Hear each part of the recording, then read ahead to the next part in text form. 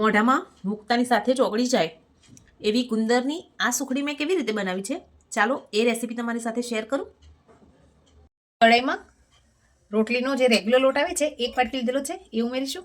એ જ વાટકીના માપથી 1 વાટકી ઘી ઉમેરી દઈએ. હવે લોટને સરસ શેકી લઈએ. આપણો લોટ શેકાય ત્યાં સુધી આપણે કાજુ બદામને દરદરા પીસી લઈએ. હવે આપણે આમાં ગુંદર ઉમેરીશું.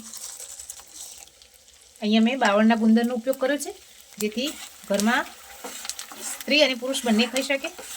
લોટ ગરમ હોવાથી સરસ ફૂલી જશે. સરસ ફૂલી ગયો છે. હવે આમાં 2 ચમચી કોપરાની છીણ નાખીશું. 1 ચમચી સૂંઠ પાવડર છે એ ઉમેરીશું. 1 ચમચી ગંઠોળા પાવડર ઉમેરીશું. કાજુ બદામ જે આપણે ક્રશ કરીને રાખેલા છે એ ઉમેરી દઈશું. હવે બધું સરસ મિક્સ કરી લઈએ.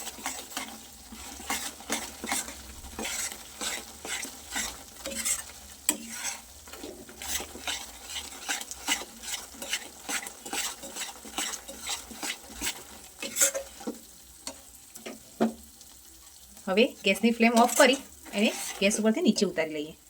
ઠંડુ થઈ જાય એટલે એ જે વાટકીના માપથી આપણે ઘી અને લોટ લીધેલો એ જ વાટકીના માપથી કતરીને રાખેલો ગોળ ઉમેરી દઈએ. એ સરસ મિક્સ કરી લઈએ. થી ગ્રીસ કરેલી એક થાળીમાં આપણે આ બેટરને પાથરી દઈએ. ગ્લાસની મદદથી કે એક વાટકીની મદદથી આ રીતે આપણે એને સરસ ફેલાવી લઈશું. હવે આપણે આમાં આડા અને ઊભા એવા કટ લગાવી દઈશું. આ રીતે. હવે આને અડધો કલાકથી કલાકના ટાઈમમાં સેટ થઈ જવા દઈએ.